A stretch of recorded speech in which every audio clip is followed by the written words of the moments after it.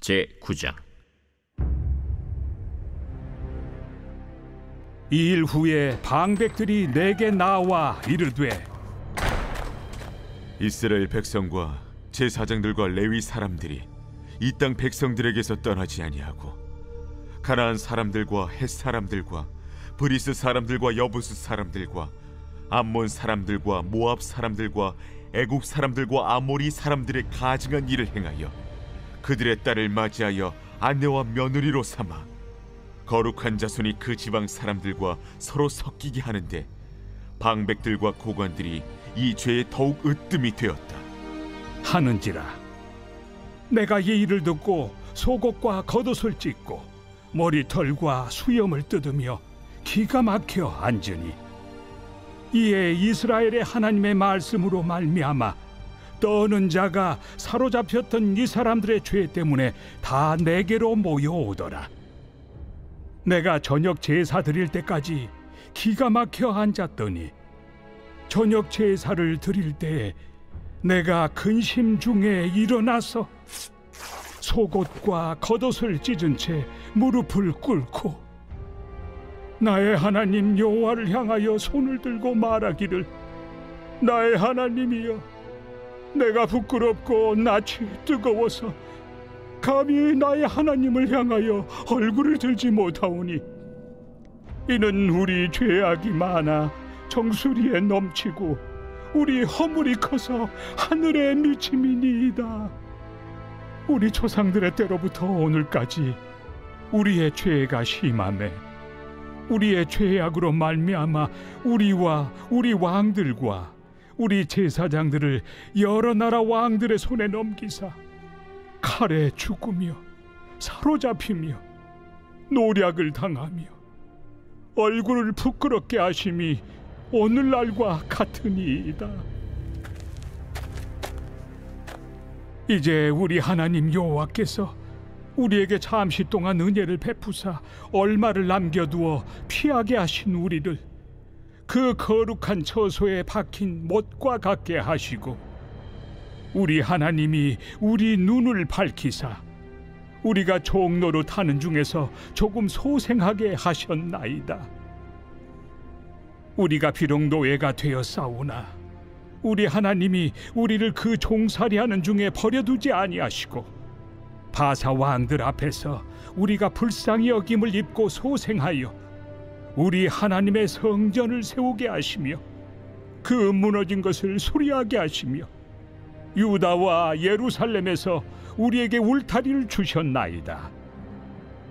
우리 하나님이여, 이렇게 하신 후에도 우리가 주의 계명을 저버려 싸우니 이제 무슨 말씀을 하오리이까? 전에 주께서 주의 종 선지자들에게 명령하여 이르시되, 너희가 가서 얻으려 하는 땅은 더러운 땅이니 이는 이방 백성들이 더럽고 가증한 일을 행하여 이 끝에서 저 끝까지 그 더러움으로 채웠습니다. 그런즉 너희 여자들을 그들의 아들들에게 주지 말고 그들의 딸들을 너희 아들들을 위하여 데려오지 말며 그들을 위하여 평화와 행복을 영원히 구하지 말라. 그리하면 너희가 왕성하여 그 땅의 아름다운 것을 먹으며 그 땅을 자손에게 물려주어 영원한 유산으로 물려주게 되리라 하셨나이다.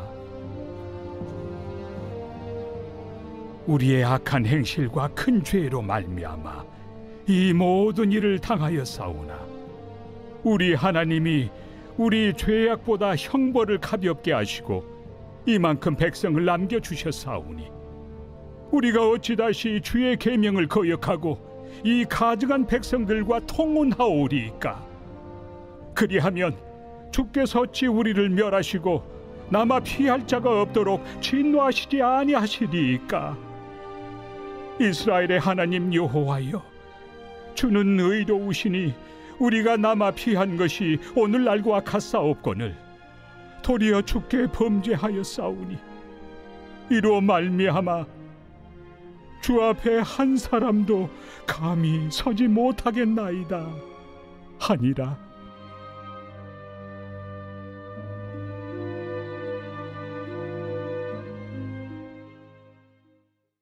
오늘 이 새벽에도 주님의 말씀과 주님께 예배드림을 사모하여서 이 자리에 나오신 성도님들을 환영하고 축복합니다. 어제에 이어서 계속해서 에스라의 말씀을 살펴보도록 하겠습니다. 어제는 에스라가 인솔하는 이스라엘 민족의 2차 포로 귀환 행렬이 드디어 예루살렘에 도착해서 바벨론에서 가져온 예물을 성전에 드리고 하나님께 감사의 제사를 드리는 내용을 살펴보았습니다. 그리고 오늘 본문 1절은 이러한 일들이 마쳐진 후에라는 말로 시작하고 있습니다. 2차 포로 귀환 행렬이 예루살렘에 도착한 지 얼마가 지나지 않아 이스라엘의 방백들, 그러니까 몇몇 이스라엘의 지도자들이 에스라를 찾아와서 어떤 고발을 하게 됩니다. 그 내용이 1절부터 2절까지 잘 나와 있습니다. 그 내용을 제가 다시 한번 읽겠습니다. 이스라엘 백성과 제사장들과 레위 사람들이 이 땅 백성들에게서 떠나지 아니하고 가나안 사람들과 헷 사람들과 브리스 사람들과 여부스 사람들과 암몬 사람들과 모압 사람들과 애굽 사람들과 아모리 사람들의 가증한 일을 행하여 그들의 딸을 맞이하여 아내와 며느리로 삼아 거룩한 자손이 그 지방 사람들과 서로 섞이게 하는데 방백들과 고관들이 이 죄에 더욱 으뜸이 되었다라는 내용의 고발이었습니다. 이방인과의 혼인은 하나님께서 금지하신 내용입니다. 그 내용이 출애굽기 34장에도 나오고요. 신명기 7장에서도 그 내용을 말씀하고 있습니다. 이렇게 말씀하신 이유는 그들이 단지 이방인이라는 이유로 하나님께서 그들을 차별하시는 것이 아닙니다. 이방인들이 하나님을 섬기지 않을 뿐만 아니라 이스라엘 백성들을 유혹해서 하나님을 떠나 다른 신들을 섬기게 만드는 것이 문제가 되었기 때문입니다. 그렇게 이스라엘 백성들이 하나님을 떠나게 되면 당연히 여호와께서 진노하셔서 이스라엘 백성들을 멸하실 것이기 때문에 이방인과 통혼하지 말라고 하신 것입니다. 결국 이 명령은 하나님의 백성들의 거룩함을 지키기 위함이고 다 이스라엘 백성들 잘 되라고 주신 하나님의 명령인 것입니다. 그런데도 이스라엘 백성들은 이방인들을 떠나지 않고 오히려 그들의 딸을 아내와 며느리로 삼아서 하나님의 백성으로서의 거룩함을 잃어버리게 된 것입니다. 또 그런 일을 앞장서서 행한 사람들이 누구냐면 하나님을 섬기는 일에 구별되었던 제사장들과 레위인들과 그리고 이스라엘의 지도자 그룹들이었던 것입니다. 이런 상황들을 봤을 때 이스라엘 백성들이 이방인과 통혼한 것은 어제 오늘의 문제가 아니었던 것으로 보입니다. 그런데도 누구 하나 문제 제기를 하지 않았던 이유는 이전에는 이것이 죄인 줄도 몰랐기 때문인 것으로 보입니다. 자, 그런데 율법 학사인 에스라가 페르시아로부터 돌아와서 하나님의 말씀을 가르치기 시작하니까 드디어 이것이 죄인 줄을 깨닫게 된 것입니다. 잠언 29장 18절에서는 묵시가 없으면 백성이 방자히 행하거니와 율법을 지키는 자는 복이 있느니라 라는 말씀이 있습니다. 묵시가 없다는 것은 그 속에 하나님의 말씀이 없다는 것이고 말씀이 없는 사람은 그 사람이 어떤 사람이든 간에 하나님을 떠나서 자기 마음대로 살아갈 수밖에 없습니다. 그리고 이 잠언의 말씀에서 말씀을 아는 것으로 끝나는 것이 아니라 율법을 지키는 자에게 복이 있다라고 말씀하고 있습니다. 그것은 오늘날에도 마찬가지입니다. 그 사람이 목회자든 직분자든 신앙의 연수가 오래되었든 상관없이 그 안에 하나님의 말씀이 없고 말씀 앞에 날마다 자신을 복종시키지 않으면 결국 오늘 본문의 이스라엘 백성들처럼 하나님을 떠나 범죄할 수밖에 없다라는 것입니다. 오늘 이 기도의 자리가 우리 평생의 삶이 하나님의 말씀에 붙들린 삶이 되게 달라고 간절히 구하는 자리가 되시기를 소망합니다. 이렇게 이스라엘 백성들이 하나님의 명령을 어기고 이방인과 통혼함으로써 하나님의 백성으로서의 거룩함을 잃어버리게 되었습니다. 그렇다면 이제 누가 하나님 앞에 나아가서 회개해야 하겠습니까? 하나님 앞에 죄를 가지고 나아가서 회개해야 할 사람들은 당연히 범죄한 사람들, 바로 이방인과 통혼한 자들이어야 할 것입니다. 그런데 오늘 본문 3절과 4절을 보시면 죄는 다른 사람들이 짓고 회개는 에스라와 일부 이스라엘 민족들이 하는 것을 보게 됩니다. 이렇게 에스라와 함께 하나님 앞에 회개하는 자들은 에스라에게 죄를 고발한 자들입니다. 죄를 지은 사람이 죄를 고발하지는 않았을 테니 이들은 이방인과 통혼하는 죄를 짓지 않은 사람들일 가능성이 높은데 동족들 중에서 다른 사람들이 지은 죄 때문에 하나님 앞에 회개하러 나아오는 것입니다. 이런 사람들을 4절에서 무엇이라고 표현을 하느냐면요, 이스라엘의 하나님의 말씀으로 말미암아 떠는 자라고 표현하고 있습니다. 하나님의 말씀으로 말미암아 떠는 자, 이 사람들은 과연 어떤 사람들일까요? 하나님께서 죄에 대한 벌을 내리실 것을 두려워서 항상 벌벌 떠는 사람들일까요? 이 사람들이 구체적으로 어떤 사람들인지는 이스라엘 백성들의 죄에 대한 에스라의 반응을 살펴보면서 좀 짐작을 할 수가 있습니다. 에스라는 6절에서 동족의 범죄에 대해 하나님 앞에 이렇게 기도합니다. 나의 하나님이여, 내가 부끄럽고 낯이 뜨거워서 감히 나의 하나님을 향하여 얼굴을 들지 못하오니, 죄를 지었으면 하나님의 벌이 두려워가지고 그 앞에서 두려워서 싹싹 빌어야 할 것 같은데 에스라의 이 기도를 보면은 단순히 하나님을 두려워하기보다 하나님 앞에서 몸둘 바를 모르는 모습인 것처럼 보입니다. 에스라가 이렇게 기도하는 이유는 에스라와 함께 하나님 앞에 회개하는 이스라엘 백성들은 하나님이 공의의 하나님이신 줄 아는 자들이고 죄에 따르는 하나님의 형벌을 두려워하는 자들인 동시에 하나님께서 자신들에게 베풀어 주신 사랑과 긍휼 또한 아는 자들입니다.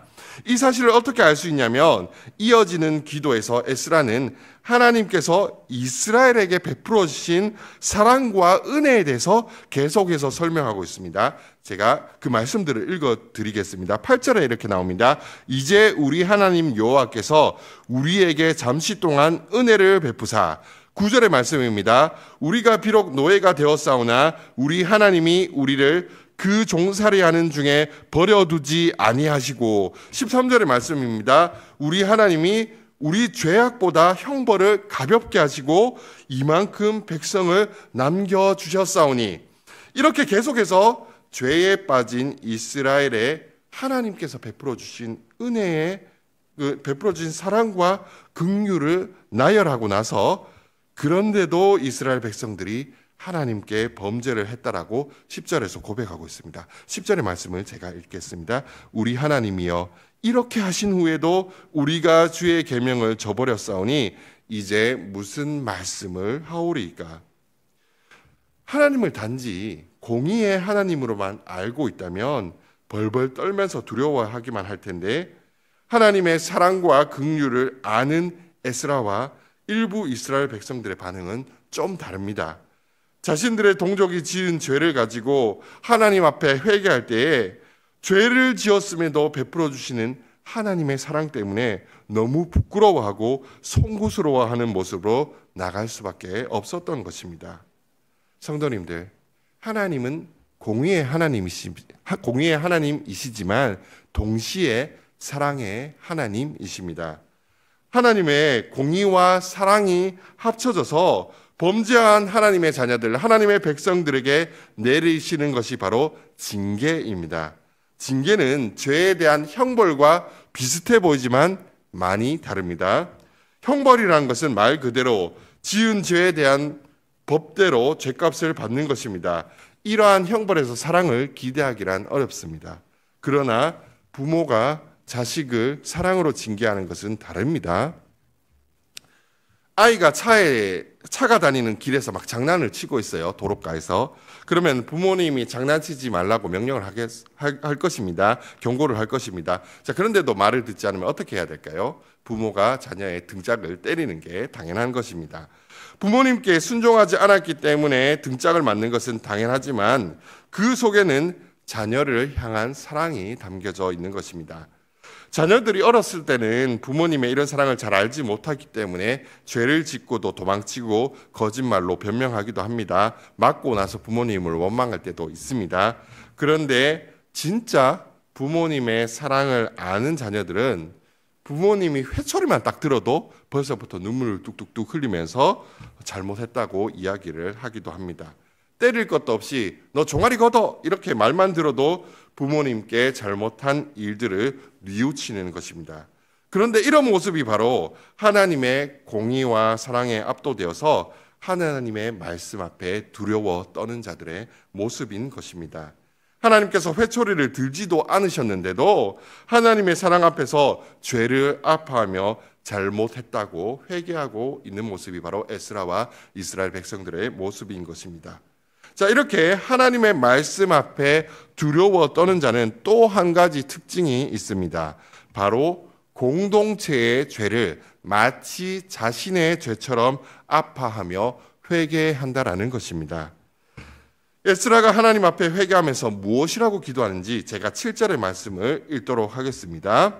우리 조상들의 때로부터 오늘까지 우리 죄가 심함에 우리 죄악으로 말미암아 우리와 우리 왕들과 우리 제사장들을 여러 나라 왕들의 손에 넘기사 칼에 죽으며 사로잡히며 노략을 당하며 얼굴을 부끄럽게 하심이 오늘날과 같으니이다.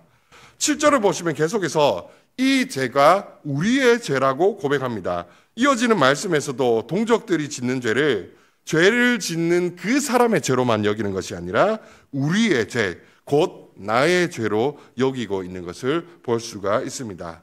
에스라가 이렇게 기도하는 이유는 그들의 죄가 병이 몸에 퍼지듯이 결국 이스라엘 전체에 퍼져나갈 것을 두려워하는 것이기 때문이기도 하지만 여기에는 또 하나의 중요한 이유가 있습니다. 그것은 하나님의 사랑과 긍휼이 자신만을 향한 것이 아니라 모든 이스라엘 민족을 향한 것이라는 사실을 알았기 때문입니다.